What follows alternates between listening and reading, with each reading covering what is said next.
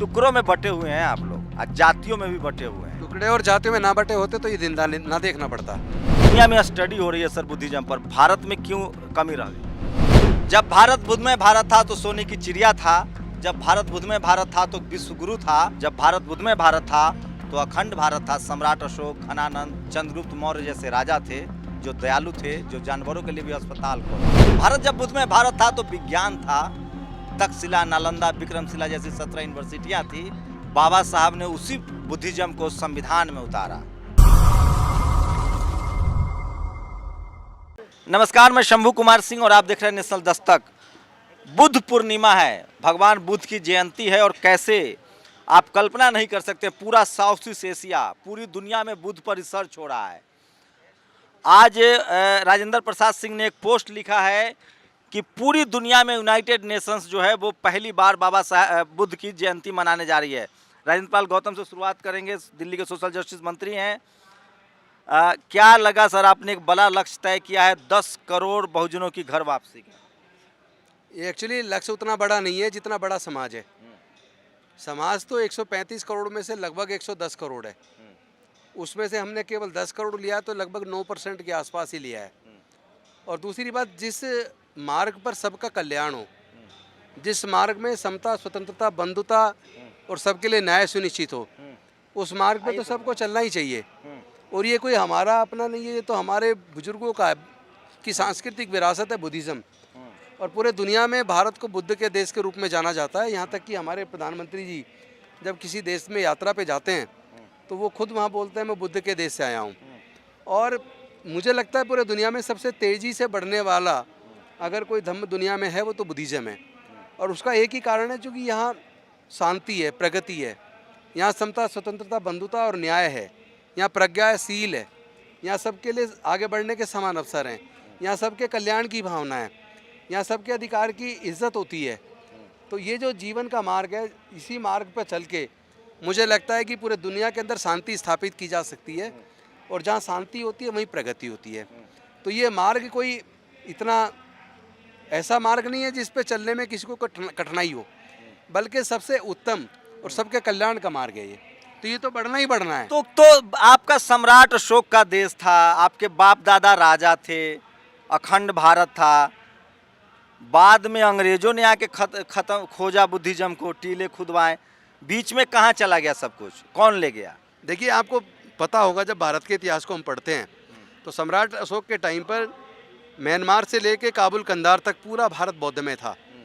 और मौर्य वंश के अंतिम सम्राट राजा भद्रथ की जिस तरह से छल कपट से उनके सेनापति पुष्यमित्र शुंग ने हत्या की, और हत्या करने के बाद 84,000 बौद्ध मठ तोड़े, बौद्ध साहित्य को जलाया, बौद्ध भिक्षुओं की हत्या की, और उसको ख़त्म करके और फिर से जाति और वर्ण पे आधारित, पक्षपात पे आधारित, अन्याय पे आधारित व्यवस्था को दोबारा से भारत में कायम किया। मुझे लगता है एक बार फिर से वही समय आ गया जब दोबारा से बुद्ध की शरण में सबको जाना होगा। तो अभी तो जो लोग मुगलों के समय जो मंदिर टूटे उसकी खोज हो रही है, लेकिन सवाल है कि नालंदा, तक्षशिला, विक्रमशिला किसने तोड़ा? अयोध्या के नीचे क्या निकला? सुप्रीम कोर्ट तक गए। तो जब लोग ताजमहल क्लेम कर रहे हैं, कुतुब मीनार क्लेम कर रहे हैं, तो आप लोग तो इस देश के मूल निवासी थे, आप लोग क्यों पीछे रह रहे हैं? आप लोग क्यों नहीं क्लेम कर रहे हैं? हम पीछे नहीं है, क्लेम करने से पहले समाज को तैयार कर रहे हैं। पहले समाज को तैयार कर लें, समाज को एकजुट कर लें। और समाज को जब अपने इतिहास का बोध होगा तो समाज अपने इतिहास को खोज के निकालेगा। तो समाज तैयार हो रहा है पूरे देश के अंदर। बहुजन समाज के लोग अपनी इस दशा को देखकर कि किस तरह दोबारा से गुलाम बनाने की एक साजिश चल रही है। एजुकेशन इतनी महंगी कर दी कि हमारे लोगों से छिन जाए। आपको बता दूं, देश के प्रधानमंत्री कल लुम्बिनी जा रहे हैं, जहां बाबा साहब का जन्म, माफ कीजिएगा, तथागत बुद्ध का जन्म हुआ था। संयुक्त राष्ट्र संघ पहली बार किसी की जयंती मना रहा है, तथागत बुद्ध की। सोचिए, भारत में लॉर्ड कनिंघम नहीं होता तो फिर बाबा तथागत बुद्ध को खत्म कर दिया गया था। एक दौर चला है ऐसा, जैसे बाबा साहब को खत्म कर दिया गया, मान्यवर साहब ने घर घर पहुंचाया। भारत के बुद्धमय भारत को खत्म कर दिया गया, फिर 2000 साल बाद 1956 में बाबा साहब ने फिर उसको जिंदा किया। सम्राट अशोक का देश था। आजकल लोग ताजमहल पर, कुतुब मीनार पर, संसद भवन पर दावा ठोक रहे हैं। पता नहीं बहुजन समाज के लोग कब दावा ठोकेंगे। टुकड़ों में बटे हुए हैं आप लोग, और जातियों में भी बटे हुए हैं। टुकड़े और जातियों में ना बटे होते तो ये दिन ना देखना पड़ता। जाति जब तक रहेगी तब तक जातिगत उत्पीड़न रहेगा। हमारी समाज की गलती ये रही, हमने नेता तैयार किए। जब हम व्यक्ति तैयार करते हैं तो व्यक्ति मजबूत होता है, जब हम विचारधारा तैयार करते हैं तो विचारधारा मजबूत होती है। अब हम विचारधारा को मजबूत करने का काम कर रहे हैं, अब हमने व्यक्तियों को मजबूत करना छोड़ दिया है। सर जाइएगा नहीं, एक और मसला है, बहल साहब को बुलवाइए जरा, लंदन से आए हैं, और सुबचन राम है, दोनों लोग को बुलवाइए जरा, उनसे भी बात करेंगे। पूरी दुनिया में रिसर्च हो रहा है, आने दीजिए, आ जाएंगे, मेरे अच्छे दोस्त हैं। पूरी दुनिया में रिसर्च हो रहा है, संयुक्त राष्ट्र संघ, प्रधानमंत्री जाए कहते हैं मैं बुद्ध की धरती से आया हूँ। यहाँ कहने में डर लगता है साहब, ये पट्टा डालने में डर लगता है। डर के आगे जीत है, और हमने जीतने का संकल्प कर लिया है, हमें डर नहीं लगता। और ये लड़ाई न्याय की है, ये लड़ाई समता, स्वतंत्रता, बंधुता की है, ये लड़ाई भारत को बचाने की है। और जो लोग भारत के मूल निवासी हैं, उनको भारत को बचाने की चिंता ज़्यादा है, और मुझे लगता है वही भारत को बचाएंगे। वही भारत को बचाएंगे, आने दीजिए।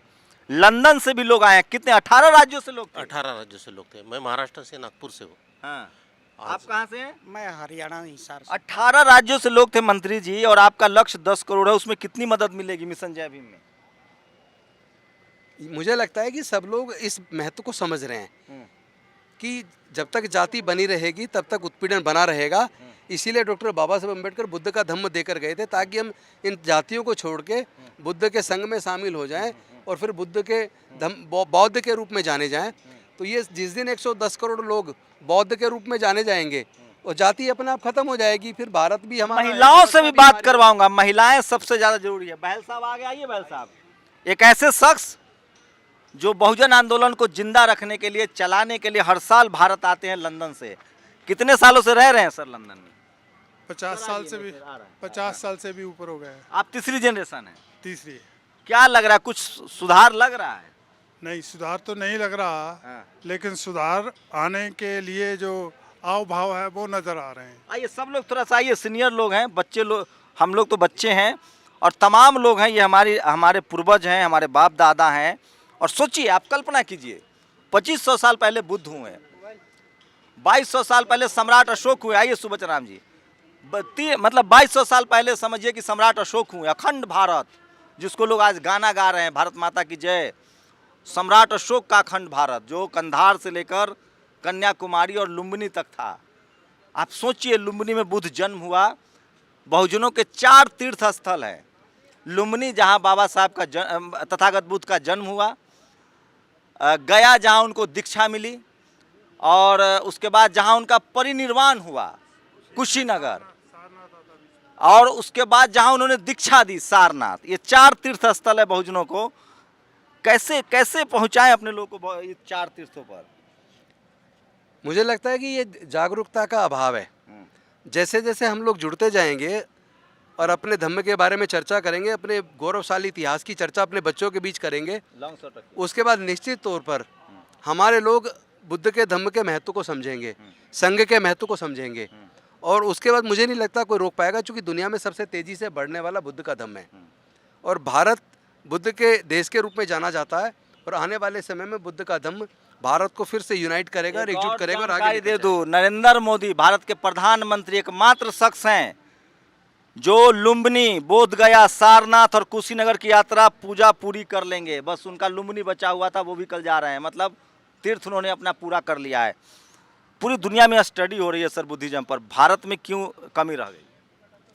देखिए, आप को ये बात समझने के लिए भारत का इतिहास समझना पड़ेगा कि भारत में जो लड़ाई सदियों से चलती आ रही है वो है संसाधनों की। एक जो कम्युनिटी है जिसको हम स्वर्ण जातियाँ कहते हैं, वो सारे संसाधनों पे अपना कब्जा करके रखना चाहते हैं, और हमारे लोग अपना हिस्सा मांग रहे हैं और वो शेयर नहीं कर रहे। और जैसे जैसे ये चेतना, जैसे मंत्री जी ने कहा, जैसे जैसे ये चेतना हमारे लोगों के बीच में बढ़ेगी, और मुझे श्योरिटी है कि हर दुनिया का जो रजीम है अगर फेल हुआ, चाहे वो नेल्सन मंडेला अपार्टाइड का हो, चाहे वो ब्लैक लाइव्स मैटर का हो, तो भारत का जो कास्ट का जो यहाँ तो लोग अभी वाले लोग क्लेम कर रहे हैं, कुतुब मीनार क्लेम कर रहे हैं, ताजमहल क्लेम कर रहे हैं, आप लोग क्लेम ही नहीं कर रहे हैं। मैं एक बात इसको बता दूं आपको कि जहां 85% में कोई भी हिंदू नहीं है, उनको हिंदू बनाने के लिए ये सारा षड्यंत्र हो रहा है। उनकी मुसलमानों के साथ कोई दुश्मनी नहीं है, दुश्मनी उनकी हमारे साथ है कि ये 85% लोग जब खड़े हो गए तो फूंक मार के उड़ा देंगे हमें। ये बामसेफ के कैडर लोग हैं। आए आप तो कमिश्नर रहे हैं, कहाँ कमी रह गई? आप लोग कैसे डर गया समाज, छुप गया, कैसे क्या हुआ कि हमारा पूरा विरासत खत्म हो गया, हमारी विरासत? देखिए, जब षड्यंत्रकारी षड्यंत्र करने में सफल होंगे तो सीधे जो सच्चे लोग हैं, सात्विक लोग हैं, वो हार जाते हैं।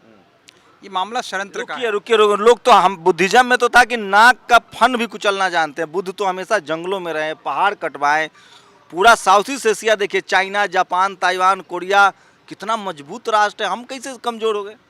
व्यवस्था जिसके हाथ में होगी, सत्ता उसके हाथ में होती है। और व्यवस्था सत्ता वाले लोग जब अपना समाज बना लेते हैं, जब समाज उनका छोटा रहता है तो दूसरे से उधार लेके समाज बना लेते हैं। हमारा आज जो ओबीसी समाज है, जो 52% है, जो असली सम्राट अशोक का वंशज है, क्षत्रिय है। बहुत अच्छी बात कही आपने, धन्यवाद। 21 बार नरसंहार हुआ है। उससे सिर्फ जो है 25%, 30%, 40% भी वोट मिल जाए और 15% मिल के 40% हो जाते हैं, सरकार बना लेते हैं। जिसके हाथ में सरकार होती है उसकी व्यवस्था होती है। बाबा साहब ने 1956 में दीक्षा ली, बुद्ध में भारत का सपना देखा, 22 प्रतिज्ञाएं ली। क्या आज वो प्रतिज्ञाएं दोहराने में भी डर लगता है? नहीं, बिल्कुल नहीं डर लगता। जिन लोगों ने बात को समझ ली है और बाबा साहब को समझ लिया है, वो डंके की चोट पर पूरे देश में बाबा साहब की 22 प्रतिज्ञा को जी रहे हैं और लोगों को जीने के लिए प्रेरित कर रहे हैं। और बाबा साहब स्थापित होते जा रहे हैं। बाबा साहब स्थापित नहीं होते जा रहे हैं, बाबा साहब जो है वैश्विक होते जा रहे हैं। पहली बार ऐसा हुआ है कि दुनिया के किसी भी महापुरुष का 162 देशों में जन्म दिवस कभी मनाया नहीं जाता है। सिर्फ इस धराधाम को महापुरुष बाबा साहब डॉक्टर यहाँ तो लोग मूर्ति तक तोड़ रहे हैं। तोड़ेंगे क्योंकि उनको डर है ना, व्यवस्था का मामला है ना, व्यवस्था का। आप इसको अदरवाइज ना लें, मूर्ति तोड़ने से पता लगता है सही जगह चोट लग रही है। लेकिन आपकी पॉलिटिकल सोचिए, बाबा साहब ने वो हथियार दिया कि आपके बगैर कोई सरकार नहीं चलेगी, SC ST के बगैर। 131 जी, आप थोड़ा सा इंतजार कीजिए, थोड़ा सा धैर्य रखिए। बुद्ध के धम्म में धैर्य है, इसलिए वो बढ़ रहा है। जो जिस धर्म की हत्याएं हो रही है सर, बात कर रहे हैं, जो कुतुब मीनार की बात कर रही है, जो ताजमहल की बात कर रही है, उनकी व्यवस्था भारत से बाहर क्यों नहीं बढ़ पाई? बुद्ध का धम्म भारत से बाहर क्यों बढ़ा? इस पे सोचिए कभी। लंदन में हाँ। एक्चुअली जो है अच्छाई बढ़ेगी, बुराई घटेगी। मंत्री बुराई नहीं बढ़ महोदय पाएगी, बड़ी अच्छी बात कही है। ये क्या है ना कि ये कुतुब मीनार, अजान पर जितनी भी चीज़ें आ रही हैं ना, ये इसको अटेंशन डाइवर्सन स्ट्रेटजी कहते हैं। कहीं पर निगाहें, कहीं पर निशाना रणनीति कहते हैं। इसको अंग्रेजी में कहते हैं कैमोफ्लेजिंग, कैमोफ्लेज करना, कि हमको यहाँ जो है टारगेट है तो यहाँ जो है। आप सोचिए, कल्पना कीजिए कि 25 लोग कुतुब मीनार पर पहुँचते हैं, इस देश की मीडिया खड़ी हो जाती है। आज हजारों लोग 18-20 राज्यों से आए हैं, दुनिया के दूसरे देशों से आए हैं। कोई टीवी अखबार बहुजनों के पास नहीं है, नेशनल दस्तक की औकात भी उतनी नहीं है, लेकिन हम फिर भी आपको सारा भाषण सुनवाएंगे। लास्ट सवाल बहल साहब से। बहल साहब, लंदन का सफ़र तय करते हैं, यहाँ तक आते हैं। हम ये बात भी मुझे पता है कि सबसे ज़्यादा PhD बुद्धिस्ट है इस देश में, लेकिन फिर भी इस देश के बहुजनों की आर्थिक सामाजिक हालत ख़राब है। क्या मैसेज देंगे? देखिए, सबसे जो बड़ा रोल हमारे जो बैकवर्ड रहने का, जो फेल हो जाने का है, वो है हमारी डिसयूनिटी। जो दुश्मन है उसने हमें जातियों में डिवाइड किया, जो उसकी स्ट्रेटजी है, उसकी रणनीति है। अब इन जो लोगों को यूनाइट करके एक ताकत बनाना, ये हमारी। तो हम जो लंदन से आकर ये ताकत बनाने के लिए आते हैं। जब ताकत बनेगी, जब एक संघ में हम इकट्ठे होंगे, तो हमारे सारे संसाधन, हमारी सारी जो न्यूमरस बल है, जिसको हम नंबर्स कहते हैं, वो इकट्ठे होंगे, हमारे संसाधन इकट्ठे होंगे, हमारा इंटेलेक्ट इकट्ठा होगा, हमारा धर्म एक हो जाएगा, हमारी आइडेंटिटी एक हो जाएगी। तो कौन हमें चैलेंज करेगा? कौन चैलेंज करेगा? कोई नहीं करेगा। बिना कम्युनिकेशन के कुछ नहीं कर पाएंगे। पूरे यूरोप में, अमेरिका में अश्वेतों ने अपना टीवी, अखबार, बिजनेस, बैंक, फिल्म सब खड़ा किया। हम भी करेंगे ना, हम आपको खड़ा कर रहे हैं ना। अब चिंता क्यों कर रहे हो?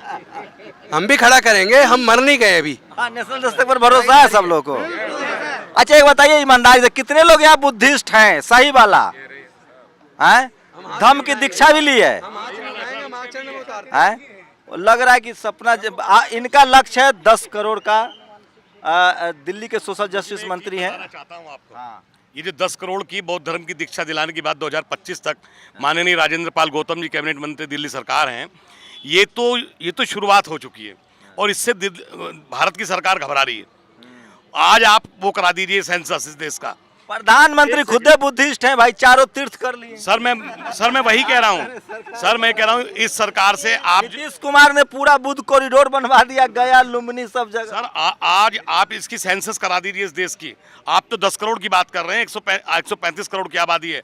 आपको 40 करोड़ लोग हिंदू धर्म से निकल के बौद्ध धर्म उसमें दिखाएंगे और आप देखना बौद्ध आज जो कितना आगे बढ़ रहा है। क्या है हिंदू ये पाखंडवादी जो लोग हैं, ये जो असामाजिक व्यवस्था है जो इन्होंने बनाई हुई है लोगों का शोषण करने का। सुनिए सर जी, तो हिंदू धर्म कोई धर्म नहीं है, कोई व्यवस्था नहीं है। उन्होंने जब अंग्रेजों से ताकत या सत्ता कन्वर्ट होने की जहाँ ट्रांसफर होने की थी, तो एक स्ट्रेटजी तैयार करी, एक रणनीति तैयार करी, जिसमें उन्होंने कॉयल करके हमें हिंदू कहा। जैसे भेड़ बकरियों को ना इकट्ठा करके बाहर बोर्ड लगा देते हैं जहाँ सब भेड़ बकरी हैं। बाइंड अप करूंगा मैं। जब भारत बुद्ध में भारत था तो सोने की चिड़िया था। जब भारत बुद्ध में भारत था तो सोने की चिड़िया था। जब भारत बुद्ध में भारत था तो विश्वगुरु था, क्योंकि विश्वगुरु बुद्ध को मानते हैं लोग। जब भारत बुद्ध में भारत था तो अखंड भारत था। सम्राट अशोक, घनानंद, चंद्रगुप्त मौर्य जैसे राजा थे जो दयालु थे, जो जानवरों के लिए भी अस्पताल खोला। भारत जब बुद्ध में भारत था तो विज्ञान था। तक्षशिला, नालंदा, विक्रमशिला जैसी 17 यूनिवर्सिटियाँ थी। बाबा साहब ने उसी बुद्धिज्म को संविधान में उतारा। पहचान कीजिए उन लोगों को जिनको संविधान से पेट में दर्द होता है। लेकिन एक बात बाइंड अप कर रहा हूँ, बैसाख पूर्णिमा के दिन गौतम बुद्ध का जन्म लुम्बिनी वन में हुआ था। लुम्बिनी में बुद्ध की मां की स्मृति स्थल है। इस साल बुद्ध पूर्णिमा के दिन भारत के प्रधानमंत्री नरेंद्र मोदी बुद्ध की मां की पूजा अर्चना के लिए लुम्बिनी जा रहे हैं। संयुक्त राष्ट्र संघ दुनिया में किसी भी धर्म संस्थापक की जयंती नहीं मनाता। यदि मनाता है तो भारत के महान सपूत गौतम बुद्ध की। बधाई बुद्ध पूर्णिमा। और लास्ट में ताजमहल का मॉडल स्तूप कला सैदू शरीफ स्तूप से प्रेरित है।